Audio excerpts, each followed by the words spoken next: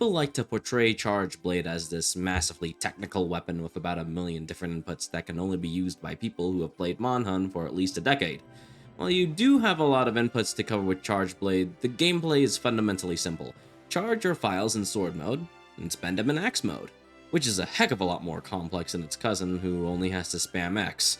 So let's find out if Charge Blade can pay the bills by itself, or if it's just another reload sword. Let's start off with general controls in guild style. In sword mode, you have a basic 3-step combo on X. You got forward slice, upward slice, and round slash. If you land round slash, it charges your files slightly faster. It's also got a guard point at the end of it, but it's kinda hard to use since it's at the end of the animation.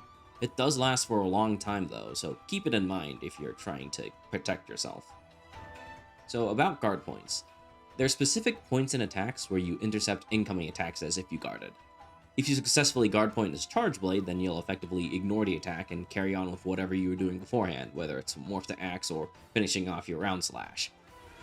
It's important to note that, like any part of your kit, guard points are a defensive tool, and not a one-button solution to everything in the game.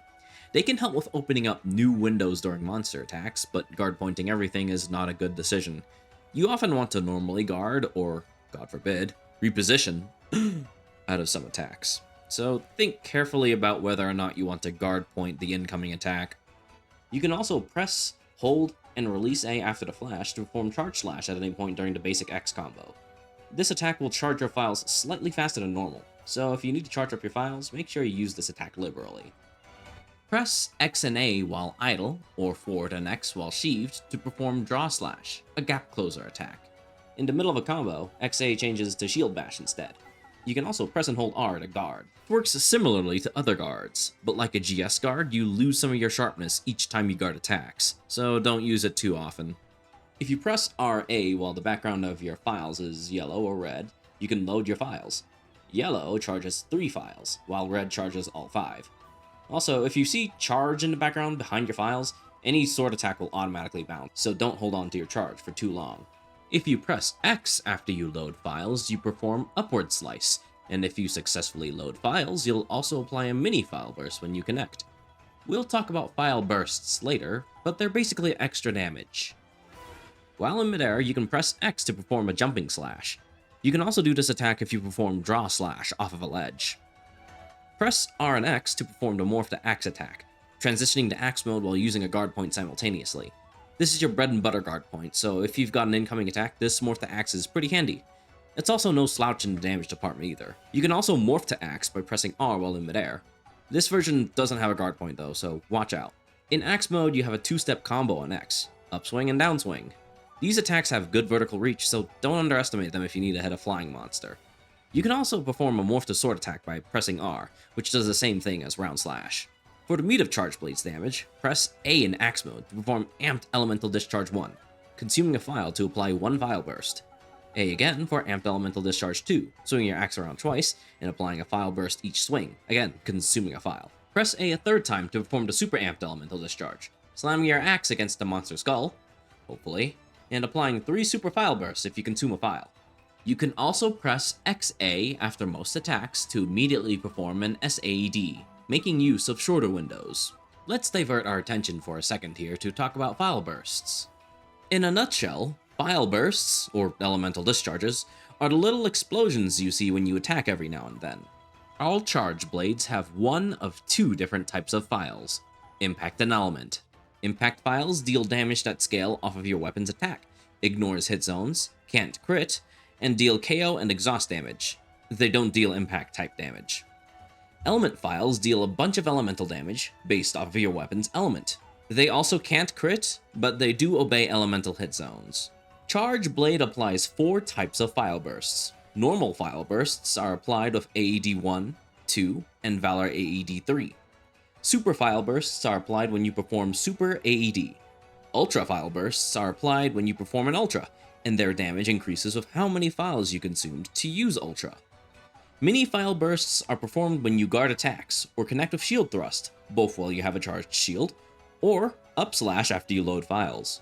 In general, impact files are much more general use compared to element files. You can make your own windows by landing enough AEDs on the head, knocking the monster out, and they generally deal more damage in more circumstances. Element Files do have their uses in specific matchups though, usually when the monster is really sensitive to element, such as Gravios or Chameleos, or when you don't have much safe access to the head, like when fighting Ukanlos. Let's head back to general controls. If you have regrets about using your super amped elemental discharge, or you just need to charge your shield, cancel out of the SAED with R to perform shield charge, consuming your files to charge your shield to red charge, and simultaneously performing the sword mode's round slash attack. While your shield is red charged, you gain several benefits. Primarily, your guarding power is increased, allowing you to guard point stronger attacks, and when you guard attacks, you also emit a mini file burst. Furthermore, your shield bash now also applies a mini file burst on contact. All of your axe mode attacks also gain a noticeable plus 15% attack boost. Also, you don't lose sharpness when you guard attacks anymore. Finally, you may perform an ultra amped elemental discharge attack in axe mode by performing super amped elemental discharge, which consumes your current shield charge and all of your files in one massive explosion. The more files you consume, the stronger the explosion. You can cancel out of the ultra by pressing back and X while shield expands to perform SAED instead, or shield charge instead by pressing R like normal. In sword mode, you can press XA after a shield bash to perform quick charge. Quick charge without having red shield will charge your shield to yellow, which lacks all the aforementioned features, except for allowing you to perform the ultra. Performing quick charge while you already have your shield red charged is a quick way to recharge your shield without having to go through axe mode though, so it can be handy. Let's wrap up with the jumping axe mode attacks. X for a jumping swing, or R for a morph to sword attack. Let's go over some basic combos. The classic gap closer is draw slash, upward slice, round slash. This is a standard fast gap closer that allows you to close into monsters quickly and deal a bit of damage in a short window. Supercharger is for longer windows, draw slash, upward slice, round slash, charged slash, and round slash. This is effective at charging files. The post-load quick shield charge is a combo that loads your files, charges your shield, and deals damage simultaneously. Load files, upward slice, morph to axe, super amped elemental discharge, shield charge. Axe and Blast is your standard damage dealing combo on a downed monster. Start with either downswing or amped elemental discharge 1. I prefer using AED 1 if I need to load my files. Then, loop between AED 2 and upswing until the window is about to close. Then finish it off with an AED 2 into SAED. If you have teammates around you, wait a bit after your AED 2 to make your upswing into a downswing, to avoid launching them. Next up is Striker Style. Striker Style loses the ability to shield thrust, and thus to perform quick charge, forcing you to perform the shield charge through axe mode every time you want to do so. In exchange, however, you gain a guard point when you perform draw slash, which is immensely useful for safely gap closing through attacks and GPing without needing to morph to axe to do so. The red shield axe damage modifier changes from 15% to 20%, a significant boost. Needless to say, you also get a third art slot, which is pretty useful. Let's cover Aerial next. Aerial style cannot perform charge slash on the ground, only allowing you to do the worse uncharged slashes. In exchange, however, your mid-air capabilities are significantly increased. In sword mode, X performs the aerial charge slash, which is one hit, but it charges your files more quickly than the standard jumping slash. In axe mode, press A to perform an aerial super AED, which deals, somehow, more damage than the grounded version. If your shield is charged, you can use XA to perform the aerial ultra AED, which does the same thing as a normal ultra. Unlike other aerial weapons, the aerial SAED being as strong as it is makes this unique, and perhaps the strongest aerial weapon to boot. A simple combo you can perform in aerial style is the gap-closing aerial charge, draw slash, aerial hop, aerial charge slash, forward slice, upward slice, round slash. Alright, it's time to cover Adept style. Adept style directly loses quick charge, unlike Striker which lost shield bash instead. In exchange, sword mode gains both an Adept Guard R and a GP when you're charging up for charge slash, granting it more damage on GP compared to most other GP-based damage options.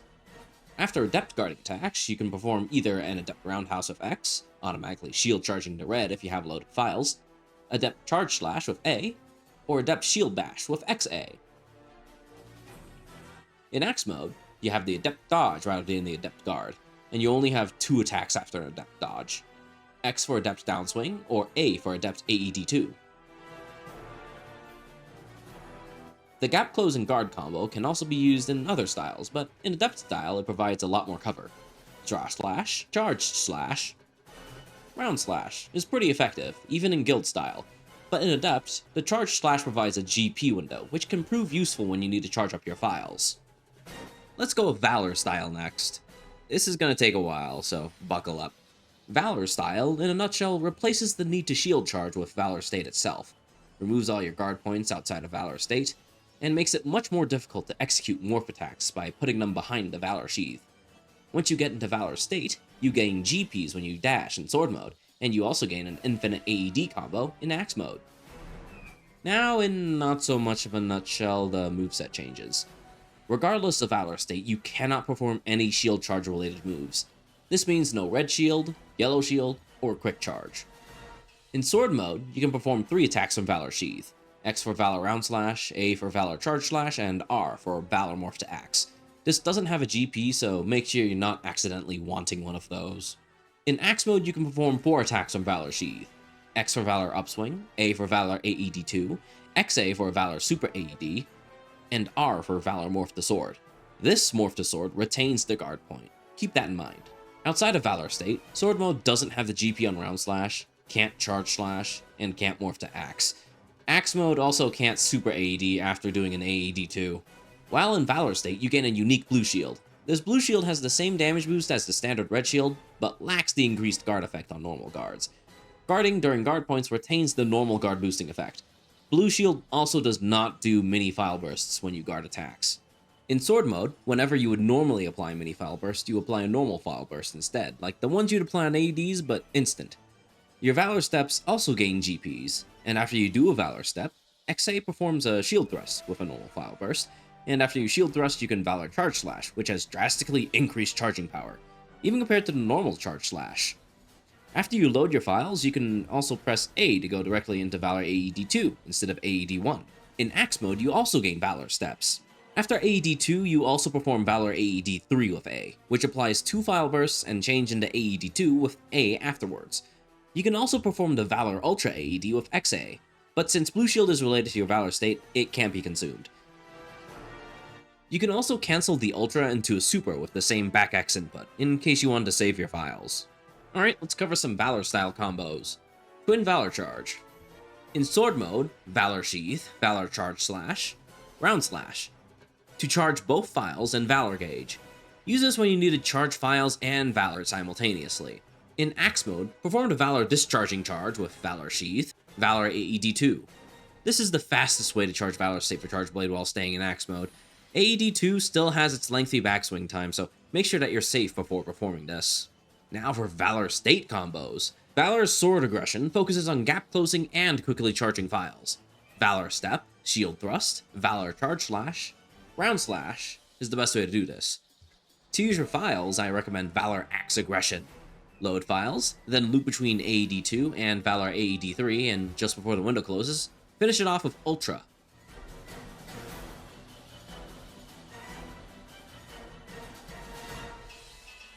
Finally, let's cover Alchemy style. Alchemy style removes all of the pesky stuff you wanted to avoid playing Charge Blade. No more shield thrusts, uncharged slashes, or ultras, and instead you just get the optimal Charge Blade playstyle handed to you. You can imagine it as Charge Blade with guardrails.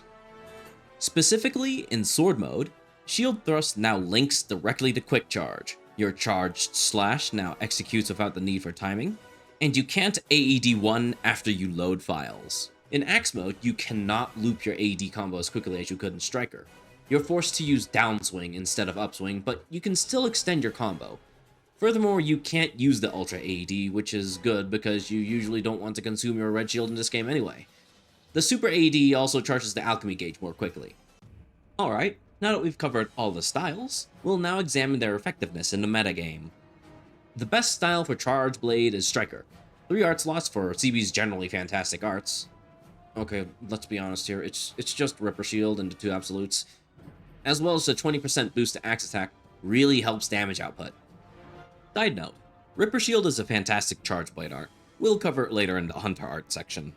Aerial CB also gets a shout out for being actually decent. It turns out all you needed for Aerial was a strong single hit attack that isn't worse than the grounded version. Congrats! Valor Charge Blade stands out from the more average Charge Blade styles because you can bully weaker monsters with the infinite loop. It's also effective when you want to play elemental Phial charge blades to bully some Rathian, Nukamnos, Chameleos, or Gravios, since the ability to quickly charge Phials whenever you want outside of Ripper Shield can help damage output there. But the startup for the Valor gauge can be slow, and only having one art slot is a bummer. Alchemy is also a diet striker, effectively only losing the axe attack boost from Red Shield and making your AED tube marginally slower. It's completely overshadowed by Striker though, so you'll have to go out of your way to use it. If Alchemy is a diet striker, Guild is a positively anemic striker. It loses the Red Shield axe attack boost and an art slot, while only gaining the occasionally useful shield thrust and quick charge. Adept is kind of a worse Valor. Shoutouts to the occasional "which mode am I in order to determine which Adept type you're using at the moment, which can be the difference between life and death. This in conjunction with no unique attacks from Adept, and not to mention the singular art slot. Also, why can't Adept CB turn around in place after Adept guards? This is the one place where CB is worse than Gunlance, what the fuck? It's time to cover Charge Blade Hunter arts. Energy Blade powers a blade of light with your loaded Phials, then swings it forward. The more Phials you consume to perform this attack, the longer and stronger the blade is. Limit Breaker loads additional Phials into your Charge Blade, while protecting yourself with Guard Point. For a limited time, you have increased max Phial capacity. Healing Phials changes your Phial type to healing, which lets you heal yourself when you load Phials, and heals everyone around you when you use a shield charge. The more Phials you use when you shield charge, the more healing received. Ripper Shield revs up your shield, then thrusts it into the monster, charging your Phials while performing a GP to guard yourself. After the attack, you can perform a shield charge with R or AD immediately by pressing A. Let's cover how effective these Hunter arts are in actual use cases. Ripper Shield does everything. Damage, GP, Phial charging, shield charging, immediate transition to axe mode for continued damage. It's a genuinely fantastic art for Charge Blade. Gunlance wishes it had something like this. Never leave the house without it on serious hunts. From there, the arts become much less competitive. Energy Blade looks cool and at least does damage, but it mainly serves as an alternative to the Ultra AED. It's fine to take, but I wouldn't necessarily recommend it on many styles. It also scales with Limit Breaker, but Limit Breaker isn't that great on its own. It mainly serves to prop up Energy Blade or to help with Phial management, but it doesn't do anything useful beyond that. You're never going to use all 10 Phials that Rank 3 provides, but if you really like the boosted Phial limit thing, Rank 2 does last 30 seconds longer at the cost of one whole Phial. You can give up one Phial, right? Do I have to mention healing Phials? Look, Life Powders do a better job at team healing. Healing Melodies probably do it better too. Not to mention they actively reduce your damage output in Axe mode. Alright, let's cover some progression recommendations for weapons and armor. If you just want a quick summary of what you want to do to progress, just make Petrified Strong Arm into Obsidian Strong Arm, then make Elder Strong Arm in G rank. Armor is Bujabu into Raphalos' mix set, upgrade that mix set with high rank parts for high rank, then Senator Cross in G rank until endgame. The Petrified line is always a good mainstay if you're feeling, lazy. If you plan on only using this, upgrade it to Obsidian. Otherwise, it'll remain good throughout early low rank progression, until you get to Village 2 with Great Mikau's Rogue Axe. Also snag Bujabu when you can. Make sure you're not slacking on those Poke quests. Shortly after, you'll find Chogun Senator, whose access to Razor Sharp on its armor provides an alternative for the people who are getting tired of looking at a purple and brown mess. From there, you'll find that the Mizutsune Charge Blade, Mizumiya Drilled, is pretty good, and happens to be the only Impact Phial Charge Blade from the Fated 4. Also, Raphalos. His armor packs early attack up and weakness exploit, and can be gemmed in for Artillery Novice. Also try the Raphalos mix set instead to mix in Razor Sharp. Shortly after that, Seregios' Aslat Charger is great, since its mechanic can be easily leveraged by Charge Blade, and thus the thin blue sharpness goes a little bit further than you'd expect otherwise. In high rank, the Obsidian Strong Arm provides you with a better amount of blue sharpness, so make it an early priority. Combine with the Aslat Charger when you get Monster Keen Bones for a smooth transition. Senator S makes its return on the armor side, providing access to Critical Eye 2 and Razor Sharp. Shortly after, Raphalos returns with both its full set and its mix set, so brush up your Raphalos fighting skills. Once you get the Tigrex Divide makes its usable appearance with a good 200 raw and solid blue sharpness. If you're progressing through both Village and Hub concurrently, the Discovery Blade is pretty great. It needs Hyper Hunter 1 tickets as well as enough progression to unlock the lab and Village, but it's got a great array of stats to beat down the latter half of high rank. Finally, the Sarah Strongarm from Diablos has an absurd for this point 240 raw with negligible minus 20% affinity, but this negative affinity is mostly offset by the higher Phial damage output. If you're sticking around in high rank without touching G rank content for a bit, consider picking up the Hellblade Chargeblade, Ashen Bardred, to sweep through other deviants and hyper huntathons.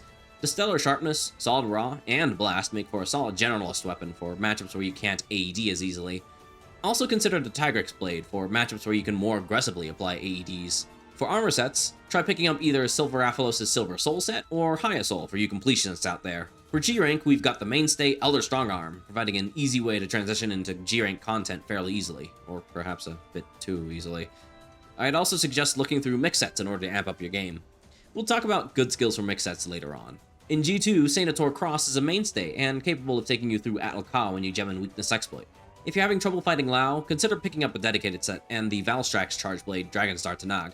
Stand at the crotch for good results. Afterwards, Lao's Chargeblade Vermilion Veil is quite solid, breaking even with the Elder Strongarm at this point with a bit of added dragon. Once you beat up a few laggy Acros, also consider picking up the Venkram Blade, reaching the 300 raw checkpoint with White Sharpness. Also good for fighting Atl. Alternatively, consider using that Tigrex Blade upgraded with G-Rank's Tigrex materials. Raphalos Cross also makes a return, this time with a few points into Hearing for earplugs access. Feeling the need to trade in those earplugs for something more useful? Use the mix set variant instead for Razor Sharp, or hey, try yet another new variant to get all of Attack Up Large, Weakness Exploit, Artillery Novice, and Sheave Sharpen. Let's talk about mix sets before we talk about endgame charge blades. If you're looking to make a mix set by yourself, always remember the general Blade Master skill priorities. Sharpness plus 1 or 2 and or Razor Sharp to support your weapon, and Weakness Exploit or Repeat Defender, depending on matchup. Then from there, follow it up with Critical Boost, Critical Eye, and Challenger for damage boosting. Uniquely for Charge Blade, you can also consider Artillery Novice for impact Charge Blades. It's easy to gem in, requiring only 5 slots. For specific Elemental Phial Charge Blades, also try the Elemental Attack plus 2 skills, such as Fire Attack plus 2 or Thunder Attack plus 2, not the generic Elemental Attack up. And load up for the odd Aerial Charge Blade set, which increases your boost jump to AED ratio. Finally, there's also Guard for very specific matchups where you need to make use of specific windows, though I wouldn't recommend it unless you have the experience to know you need it. For endgame weapons, we've got the Terrific 2, Sarah Sediment and Nebuthedipet. Sarah Sediment can take multiple variations of Sharpness plus 1 or 2 and or Razor Sharp, depending on matchup, and its high raw provides its Phial burst with practically unmatched damage. On the other hand, Nebuthedipet can forego the Sharpness skills for just Razor Sharp at a good 330 raw. In general, I prefer Sarah Sediment, but Nebuthedipet deals more damage in matchups where you can't AED as easily. Outside of the main two, we have a few recommendations for niche situations. Magnus Star Tobaz for bullying Rathian, Chameleos, Gravios, and Lao. Use it with a dedicated elemental set in order to put the kibosh on those monsters. And hey, you don't have to put any sharpness skills on this weapon, providing this weapon with set flexibility. Venkram Volt Blade is an alternative specifically for fighting Thunder Weak monsters. Use it with either Sharpness plus 1 and Razor Sharp or just Sharpness plus 2. Icanthor Supremacy is a charge blade for specific uses. It's only got max blue sharpness with Sharpness plus 2, but it's got a powerful 370 raw, on par with Sarah Sediment. If you're fighting a squishy monster where you can AED easily, consider using this weapon with Sharpness plus 1, Bludgeoner, and Artillery Novice. Rust Razor Slasher is a potent progression option. If you want to fight deviants during progression, you could do worse. In endgame, it's got its uses as an impact Phial charge blade that can drop any sharpness boosters, making it useful for longer hunts where you're not using readiness. Let's do a quick lightning round for weird off-meta recommendations like the best fire impact Phial charge blade or the best poison charge blade. For elemental impact Phial, we've got Raphalos' Amygalian blade, Soulseer Mizutsune's Adoration Unwound, Giadrome's Pure Veil, and Gormagala's Unheilskraft. For elemental Phial, we've got 2 choices for fire. Rathian's Dear Lutinum Eva or Gold Rathian's Luna Crucible, the latter for sect flexibility and the former for slightly more raw damage. For water, we've got Celtis Queen's Apex Predator, and Vitalis Countenance, the old Vitalis charge blade, for thunder. Finally, for ice, we have Hyper Zamtrios' Tristes Durera. For status charge blades, I'm not sure why you would ever want to use these, but we've got, for poison, Gypceris' Hell Venom Blade. For para, Cephadrome's Desert Death. For sleep, Nightcloak Malfestios' Cloaked Twilight. And for blast, either Hyper Brachydios' Fulgent Annihilator, or Hellblade Glavenus' Ashen Bardred Nova. Charge Blade's playstyle has changed a lot since its introduction in Monster Hunter 4. From being a fancier sword and shield, to gaining the first broken counter mechanic in the series in 4U, to being nerfed in Gen after outdoing Hammer at its own game. So, where does it stand in GU? Well, it's perfectly average. It's not game breaking, but it's also not going to draw eyes from the people in your Hunter's Hub questioning if letting you in was a good choice.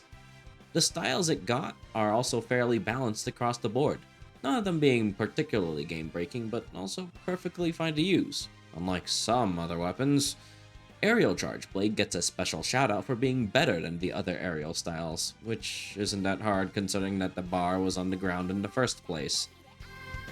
In the end, while Charge Blade is no longer the king of turtles as it was in 4U, it's found its place with a unique playstyle in GU that isn't totally based on degeneracy. Though it still suffers in certain matchups without clear AED windows, those matchups are few and far between. It's found its ideal place in GU, and while it isn't in the spotlight, I think where it is now is perfectly fine.